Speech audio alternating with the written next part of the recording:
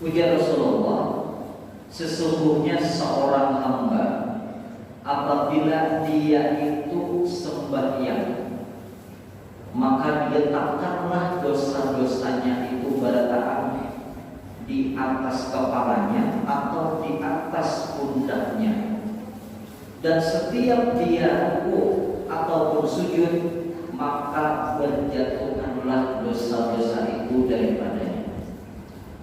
Ini diantara fadilat keuntungannya orang yang melaksanakan sembahyang,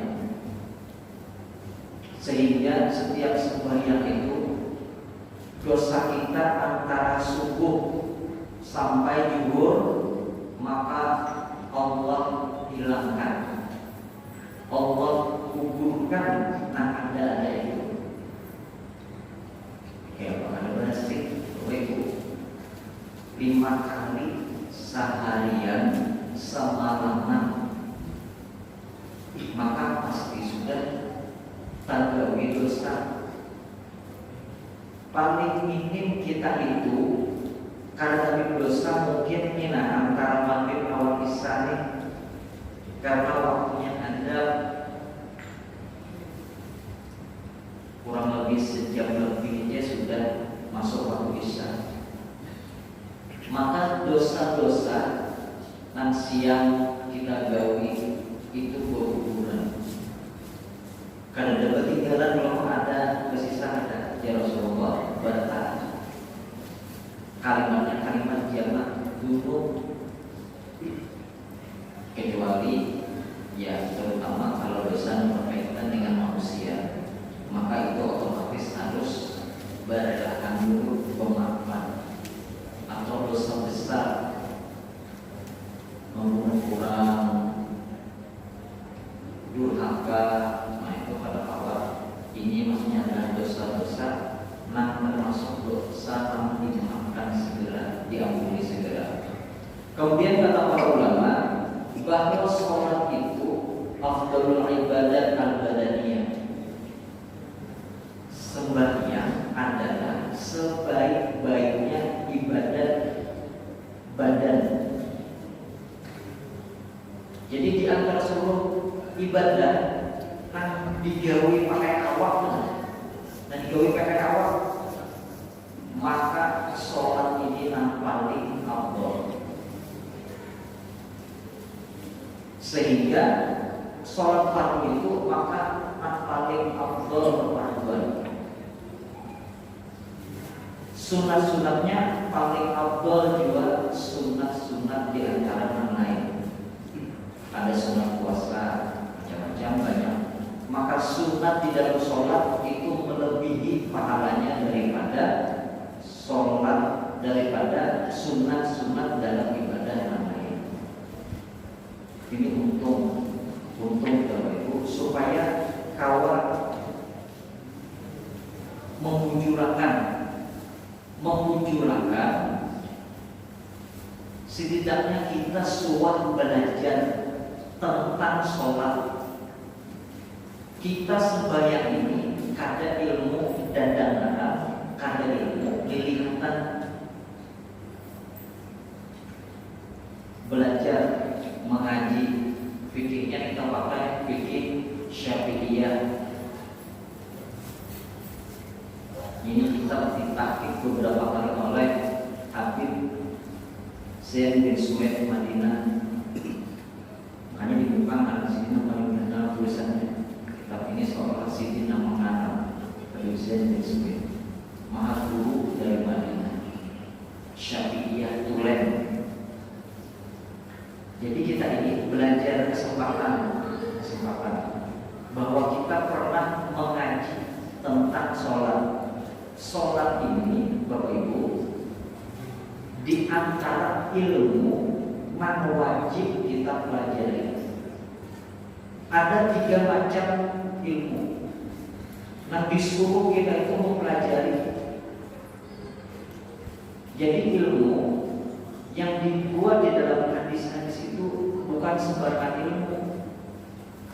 Banyak orang tentang tolakul ilmi, bahwa orang yang menuntut ilmu itu maka malaikat merendahkan sayap-sayapnya sampai dia pulang. Orang menuntut ilmu lalu ia mati maka ia pasti masuk surga. Orang menuntut ilmu setiap dia berjalan melewati pohon, melewati batu, melewati benda-benda, berataan benda itu memintakan ampunan biasanya.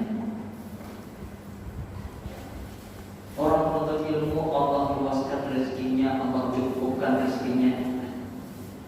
Banyak keutamaan tetap menuntut ilmu, tapi ilmunya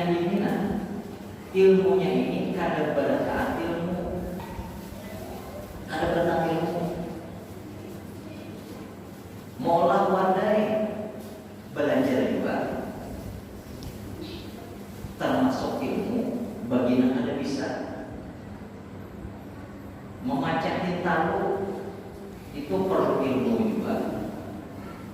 Namun karena ilmu memacah tintalu ditawarannya itu bedanya karena ada isi ilmu.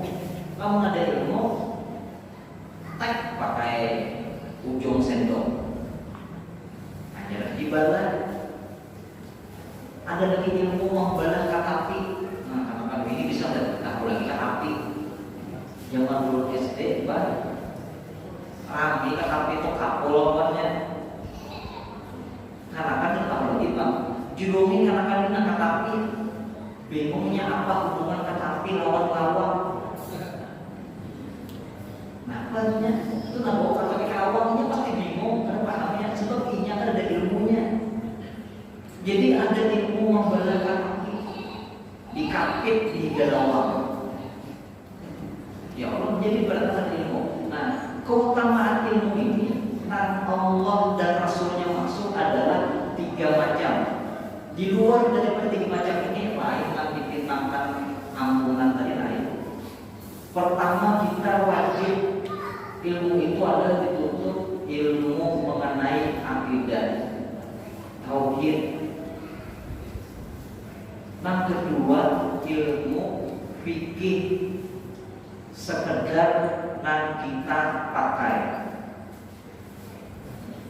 Yang ketiga adalah ilmu masalah hati, ihsan, sabar, syukur. Nah, itu termasuk di dalam masalah hati. Jadi fikih wajib dipelajari, nah kita pakai. Sembahyang ini Bapak Ibu kita pakai benar, ada pakai lagi pakai benar. Lalu puasa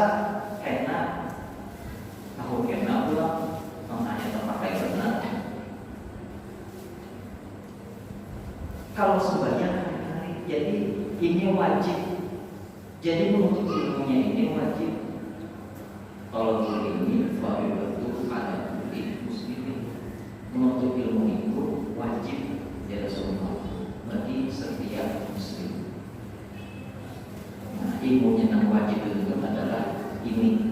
Di antaranya adalah fikih apa yang kita gawe. Apa yang kita gawe. Jadi kesempatan kita bahwa ini kawal belajar, belum belajar dengan kitab ini. Pian-pian menerangkan bahwa ini nak dimaksudkan dengan sholat. Jadi kebetulan kita itu menjadi guru sebelum belajar itu kita kosongkan dulu galas ada wadah kita. Pian kesini membawa galas masing-masing. Galas itu maksudnya ilmu pian, pikiran pian. Jadi kalau sudah pian merasa hibah, otomatis banyak anak-anak itu membahas Anda kan tahu maksudnya. Jadi setiap tulang ke majlis ilmu, maka itu kosongkanlah galas kita, gas menampung ilmu-ilmu yang ada. Kadang datang ke majlis taklim, tahu aku ya, itu lain bisa. Tahu aku itu kadang mau dapat berkah ilmu itu kadang mau. Apalagi hendak mengawali mencari kesalahannya, itu sudah beda lagi yang bukan menuntut ilmu. Kita ini menjalankannya, tulang ke sini, berjalan gratis pengendaraan, melaksanakan perintahnya Allah, melaksanakan perintahnya Rasulullah. Jadi Rasulullah wajib, nuntut ilmu wajib. Ini ilmu sembahyang maka wajib, karena kita menggawi fardhu. Fardhu itu kalau ilmu itu fardhu wajib di Rasulullah. Nah, tentang utama sembahyang sudah dari sisi sudah, maka perlu lanjutkan babu awqatus shalah, as-shalatul maktuba khamsun wa hiya adz-dzuhru wal 'ashru wal maghrib wal isya wal fajr.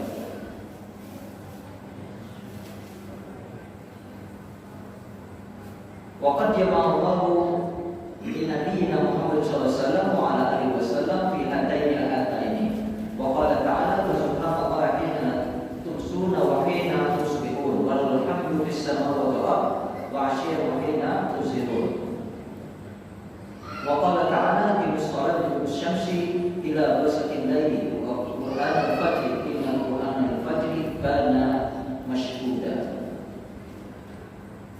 Bab tentang waktu-waktu sembahyang ini perlu dikasahkan aja, karena kalau dalam kitab ini ada beberapa lembar, karena pembagiannya subuh waktunya ini caranya melihatnya dulu ini. Sholat nan wajib bagi kita al-maktuba itu maksud pasti sudah tahu berataan. Gimana tadi dulu kita belajar dari awal, ini belajar dari awal bahwa mengetahui sholat 5 waktu itu adalah subuh, zuhur, asar, maghrib, isya. Pas sudah 5. Dan waktunya itu kita sudah tahu. Lain model kita berhari itu memang diterangkan waktunya. Ada yang mengukur pakai bilah gigi dari bayang-bayang. Lalu kita ini kayaknya komplit sudah zaman modern ini. Jam 23 basic. HP ada yang sauting, ada yang 2, ada yang kawal setel alarmnya aja bunyi. Yang benar. Apalagi masjid kadang-kadang orang mengaji 15 menit sebelum adzan sudah berbunyi. Jadi kadang hari lagi nyaman sudah. Jadi pembahasan tentang waktu, penentuan waktu sholat ini belum lewatkan sesuai yang disebut di awal pengajian bahwa karena ini kita fikih nang tanda, maka ulun mencoba memilah-milah mati dari beberapa kitab, tapi kitab utamanya yang mana artinya awal kita paham dengan cepat itu ulun baca nih. Karena kalau ada jawaban benar ini kita lawas benar pengajiannya. taradan yaqwa min al-waqti qudra ma la yasbu quruha fal madhu haram. Dan kita ingin menjadikan bahwa apabila kita itu sholat waktunya itu sudah sangat sempit, maka memanjang-manjangkannya itu menjadi haram. Nah, jadi kalau waktunya sudah nak habis, kita itu mengambil nan utamanya dari sholat itu. Nan utamanya dia sholatnya jangan lagi panjang. Nah, hendak baca dulu, karena kalau memanjangkan sholat dikhawatirkan karena malah kelewatan waktu. Takunu sholat adaan tidak adraka raka'atan fil waqti sawa'un akana bi udrin aw bi ghairi udrin fa in lam yudrik raka'atan fil waqti fatakunu qada'an. Nah, jadi bahwasanya sholat di waktu itu adaan. Artinya saat itu kita laksanakan langsung. Apabila kita dapat satu rakaat dalam satu waktu itu, entah itu ada udzur atau ada, maka kita dapat sembahyang pembataan. Paham lagi? Misalnya kayak ini, kita dapat serakatannya sembahyang apa namanya zuhur ya, zuhur. Sembahyang zuhur berniat lalu untuk membaca pakai saja langsung rukuk. Pas bangkit tiga, tiba-tiba orang rajin asar bunyi masuk asar. Hanya saat zuhur, tapi pada saat maka itu termasuk andaan. Artinya sembahyang zuhur itu kita teruskan dan kita dapat waktu zuhur itu dapat aja asar kolekan rakaat, itu syaratnya kolekan rakaat. Nah, jadi kalau waktu habis, yang makanya tadi berdesak setidaknya supaya dapat rakaat setidaknya. Kalau yang kada dapat fatakun qadaan, nah maka menjadi sembahyang qada. Hanya baca Fatihah masuk sudah asar, kada sempat rukuk 6 rakaat pertama, maka itu menjadi sholatnya adalah qadaan. Di qadaan. Nah, ini yang termasuk satu. Jadinya yang menjelaskan semalam tentang al-Qur'an dari Ibn sampai fawaidul lil musallin. Celakalah besar orang-orang yang sembahyangnya disiapkan satu jurang dengan Allah. Alladzina hum sholati sahun. Orang yang lain lupa terhadap sholat. Karena kan kewajiban kita adalah melaksanakan sholat itu adaan. Nah, kalau Jumat maka niatnya itu tidak ada adaan. Sholli fardhu jum'ati raka'ataini makmuman billahi ta'ala. Dan keadaan itu harus saya sabar. Kenapa? Karena Jumat itu tidak ada qada'annya. Kalau qada'annya dalam itu sembahyang Jumat seorang ada bermau pasti kejubur. Kalau orang ada butuhnya itu kejubur. Jadi niat dalam sholat Jumat itu tidak ada karena terhadap qada'an. Jadi baiklah sudah dalam fikih syafi'i yang ini diatur. Kalau mendapat rakaat maka kolekan berataan, kolekan aja. Kalau yang mungkin ya suatu saat ada terdapat kayak ini, apakah kasih sibukan lalu hanya kegenangan anak sembahyang, maka bisa dikerjakan namun tidak berserakaat, tinggal meneruskan lagi sisanya. Itu sudah termasuk daripada seluruh sholat itu adaan.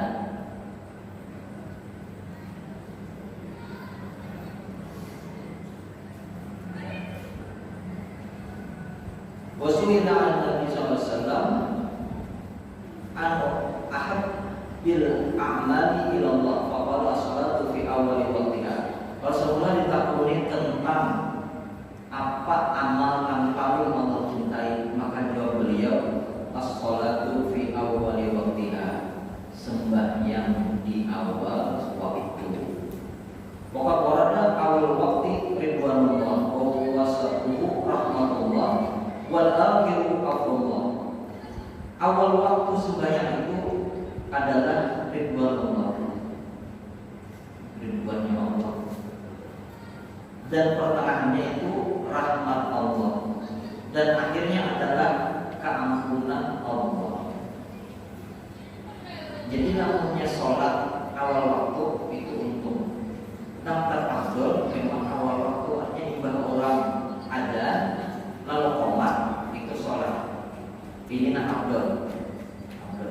Dan termasuk di dalam awal, tapi bukan awal itu.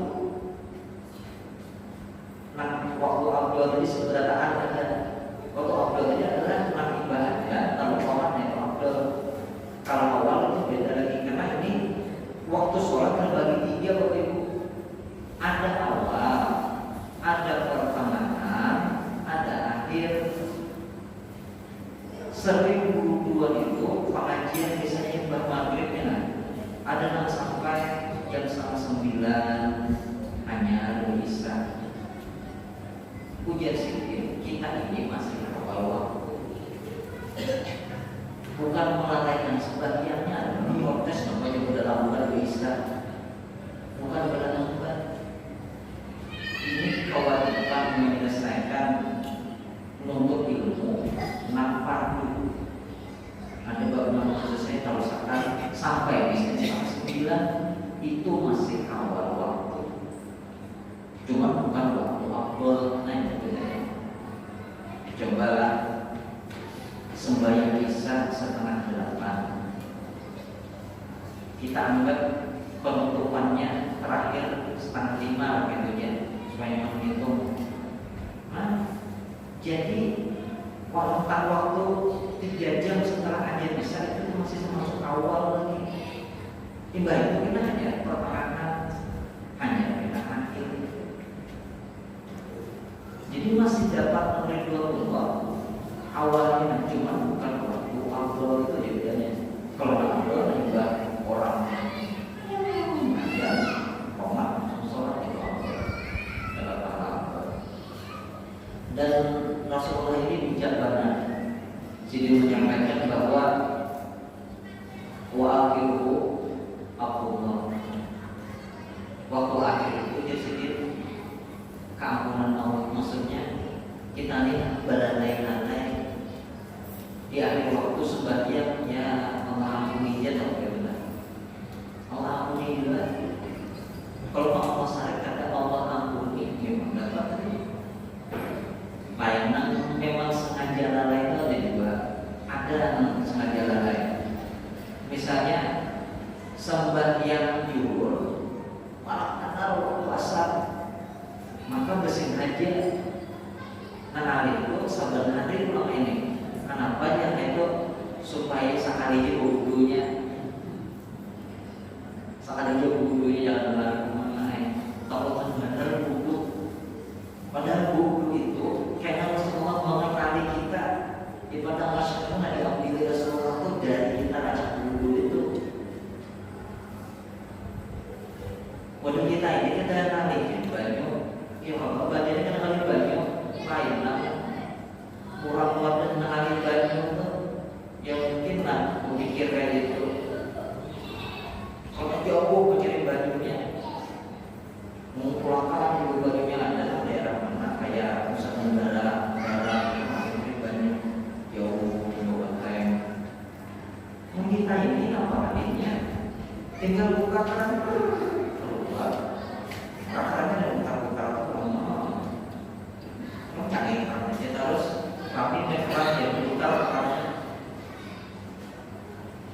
jadi itu karena takutnya kita masuk kategoris takut orang yang lalai merayakan. Padahal kalau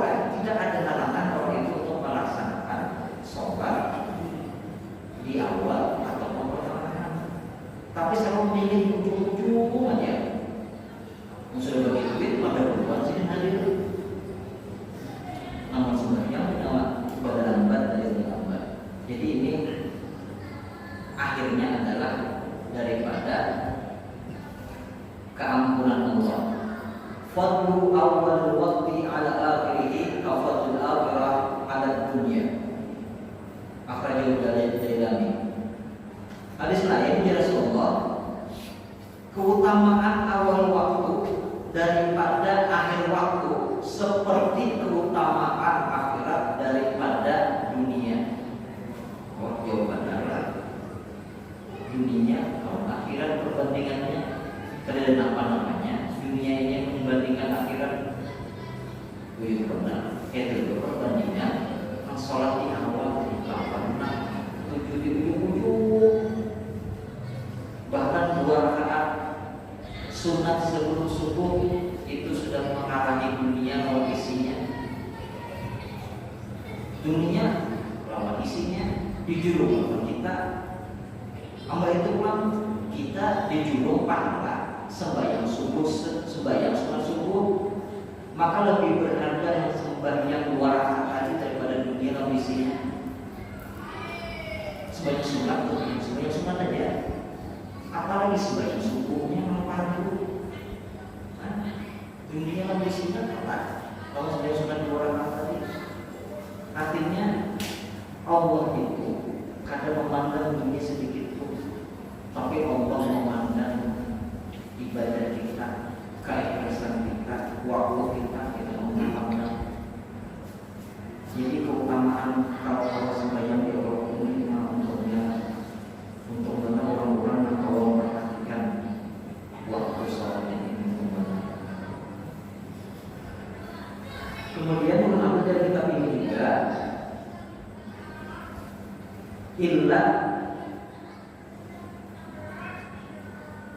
al-ibradu bizuhur wa huwa ta'khuru sholatil zuhur an awwal waqtiha. Nah, ini ada pengecualian awal waktu itu nama Abdul Qadir Lama, yaitu sembahyang zuhur. Maka boleh jadi kita itu melambatkan akhiru sholatil zuhri an awwal waqtiha, melambatkan sholat zuhur.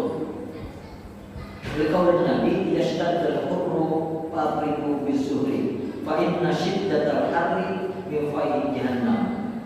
Ujar Rasulullah, apabila bersetengahkan panas waktu zuhur, maka dilambati zuhur.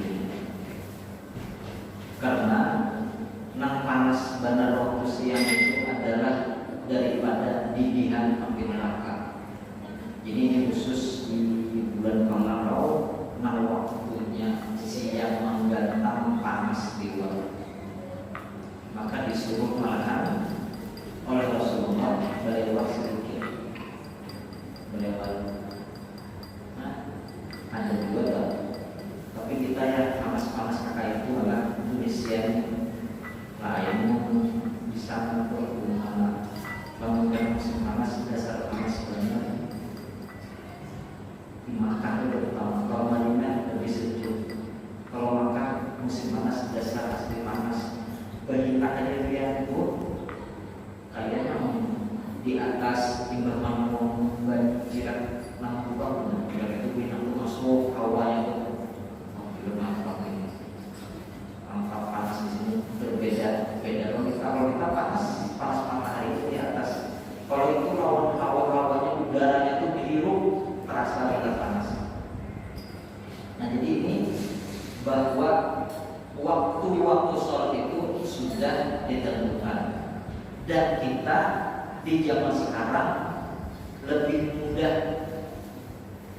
Di masjid ada tulisannya waktu sembahyang ini jam segini.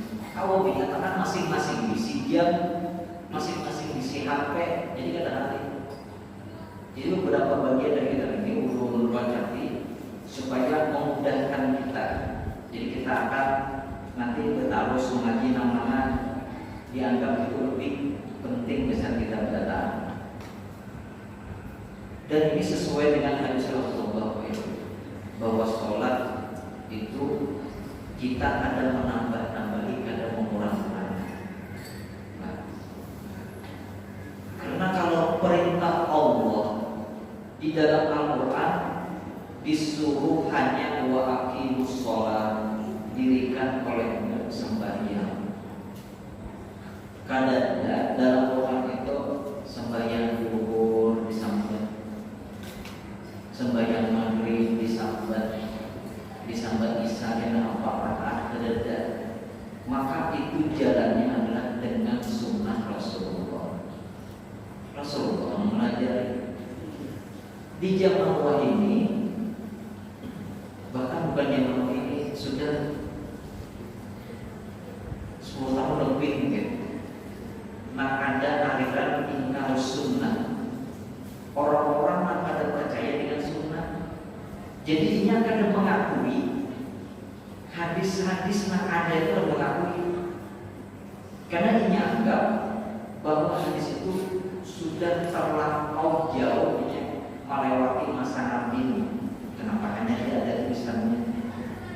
Jadinya kalau percaya makanya ada ingkar sunnah. Di Indonesia ada sudah masuk, karena sudah 10 tahun yang lalu belum sudah mendengar itu, berarti sudah ada. Rasanya ada mungkin mereka logikanya kan kita tadi, rasanya kadang mungkin kita hobi ibadah kalau tidak mengumpati Rasulullah. Dari mana tahunya sholat maghrib 3 rakaat? Dari mana tahunya bacaan tahiyat akhir? Kan ada mungkin.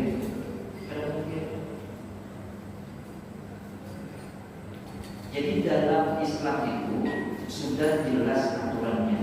Lalu menambah-tambahi atau mengurangi, nah itu mahkamah. Itu namanya bid'ah, ujung-ujung bid'ah. Nah, bid'ah dolalah ya, itu sudah ada aturannya. Sholat maghrib 3 rakaat, sholat isya 4 rakaat ada. Nah, sholat maghrib 2 rakaat itu ngarannya sudah bid'ah berbeda. Itu sesat lagi menyesatkan. Dan itu bilang kami ibadah bid'ah ini dikit-dikit bid'ah. Kita nih bilang sama di orang bid'ah harus. Kalau ada hadisnya ini bukan sapi, bukan buah api. Terang-terang aja loh, menyangkut berapa sapi, buah api itu kayak gitunya. Dibandingin dari hadisnya lalu dianggapnya kita ini membawa bid'ah ya. Padahal Imam Izzuddin bin Abdus Salam Belasidin itu sultan ulama Yahudi sendiri. Sidin mengatakan bid'ah itu membagi ada 5. Bid'ah itu ada 5. Pertama bid'ah wajibah. Ada bid'ah yang memang harus wajib adanya. Misalnya mempelajari ilmu tajwid, mempelajari ilmu nahwu, ilmu shoroh, supaya kawal memaham tafsir. Itu kan bid'ah. Ilmu tajwid itu ada zaman Rasul, nahwu ada juga, tapi menjadi wajib karena dengannya maka kita bisa mempelajari ilmu tafsir. Ada lagi bid'ah yang muharramah. Bid'ah yang memang haram. Ya kayak tadi menambah rakaat sembahyang. Karena ada zaman itu, tapi ditambahi sholat atau mengurangi. Aliran-aliran Mu'tazilah, Jabariyah, Mujasimah itu menambah-nambahi. Kemudian ada lagi bid'ah mandubah, bid'ah yang sunnah. Nah, ini namanya ngajak barang kita dulu. Bid'ah yang baik, tak ada sama sekali bertentangan dengan syariat Islam. Di antaranya kita sholat tarawih 20 rakaat berjamaah saudara. Itu ada dari Rasul. Tapi itu sesuatu yang baik banget. Berjamaah dipimpin oleh satu imam dalam satu masjid. Puja Sayyidina Umar, nikmatul bid'ati hadi. Mengakui Sayyidina Umar itu bahwa ini bid'ah, mengakui dengan kata-kata itu. Nikmatul bid'ati hadi ini adalah bid'ah yang paling indah, paling bagus. Karena Umar Rasul pada hari Jumat ini menjadi sunnah. Terus keluar sembahyang, kemudian mendirikan pesantren. Kita nyalurkan anak ke pesantren, itu bid'ah, mandubat juga sunnah bid'ahnya. Dengan itu maka anak-anak kita kalau belajar agama ada madrasah, di mana semua ada pesantren, mendirikan rumah tahfiz, lalu anak-anak kita menghafal Quran. Ada anak cucu Rasulullah, anak cucu sahabat, bunyinya sekolah di tahfiz Quran ada. Kita aja mau ini benar kan? Itu bid'ah. Ada rumah yatim bid'ah. Jadi jangan dipukul rata. Makanya hubungan masalah wahabi tadi, barang bid'ah ini haram karena ada hadisnya. Wah, ketinggian ilmu ada sampai, ada sampai. Kadang-kadangnya kalau rumah tahfiz tidak dia karena biayanya banyak untuk rumah tahfiz. Tahun kan ada jabat Rasul rumah tahfiz kok. Ngapa namanya? Dan jadi kita tetap aja menggawe nanggung kita. Jadi ada lagi bid'ah bahas nang boleh aja ada nama Tuhan. Jadi imam di jubin yang besar sudah membagi itu 5. Secara gamblang lagi ada nang dua aja bid'ah dolalah atau bid'ah hasanah. Nah kita gawe-gawe ini berada hasanah selama dalam kebaikan, dan ada bertentangan dengan syariat maka itu hasanah. Kalau bertentangan dengan syariat itu maknanya dolalah. Bertahlilan, bayasinan, bertadarusah, dan taman bagi taruh. Nah itu bagus saja, bagus banget. Karena dilanggar anur sejus baca bulan sahabat kita berdoa dari anur saja. Bid'ah itu wujud bid'ah, cuma bagusnya apa? Cuma tadarusan makanan yang harus ada bagusnya ini. Ya Allah, jadikan dalam salat kecuali karena bertentangan lawan syariat itu di luar dari apa? Ibu-ibu bagus keyakinan, pengumpulan, badan dangar, ya Allah. Bapak-bapak dari keyakinannya bagus juga. Supaya apa? Supaya pengumpulan silaturahmi. Lamun ada keyakinan, karena pengumpul terdapat. Dengan adanya itu, lalu kalau terdapat, ya ada juga yang kelihatan mata ngobrol, bagus saja. Jadi dan itu ada bertentangan juga ya sebenarnya, ada bertentangan dengan syariat. Jadi semua yang kita kerjakan selama itu baik, walaupun tidak ada yang masuk itu kategorinya hasanah.